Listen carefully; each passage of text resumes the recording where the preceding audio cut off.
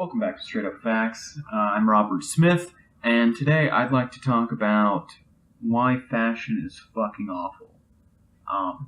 Just in general, fashion does not make any sense, and I don't understand why people go to fashion shows. Granted, I have never been to one, so I'm not really in the same place as them.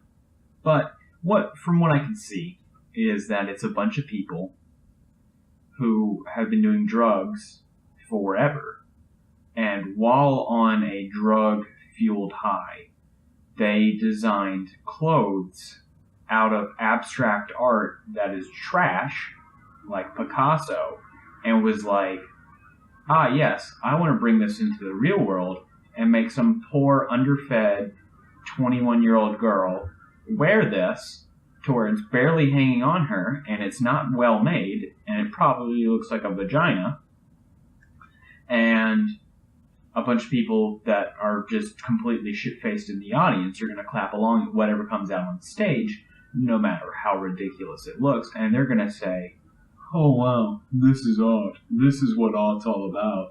I really like the way that some bullshit that they're about to spew comes together." And so I think I figured out how to fix runway fashion. I think I know what it would take. And I think that they should have runway fashion with moms. Just an audience full of moms. Okay? Almost like the setting where you go to Kohl's and your mom says you pick out a new pair of shoes, right? And you pick out some Nikes that aren't really Nikes because they're in Kohl's and you know there's a difference. But you pick them out, they look so cool.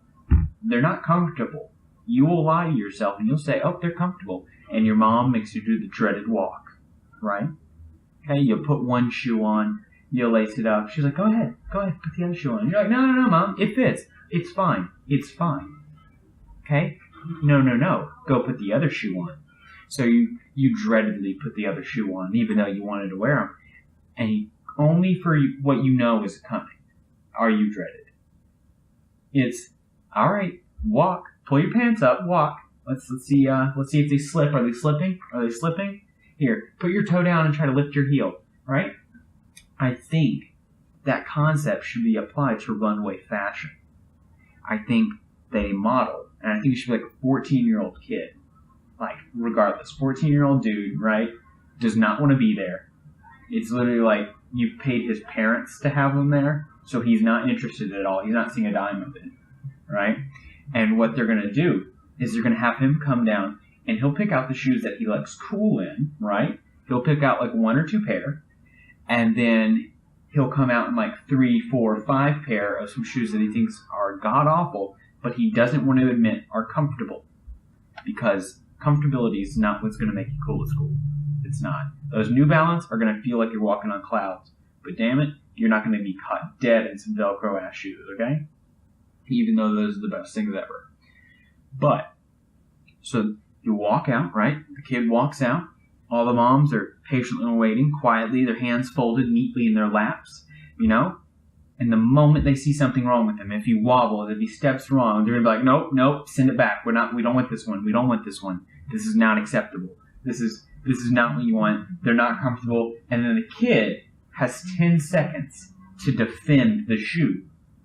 And his goal is if he can get down to the end of the runway and he does the toe lift, all right? And the mom's at the end, he has to do the toe lift and they poke around to see, is there enough room for you to grow in these? Because we're not coming back to Kohl's in 6 months. No.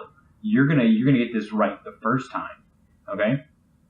And then if he can make it all the way back without them noticing his heel slipping up a little bit, causing that chafing, but he's gritting through it, right? Because he wants those Kohl Nikes. He knows the kids at school are probably going to know these aren't real Nikes, but it doesn't matter because they're Nikes to him.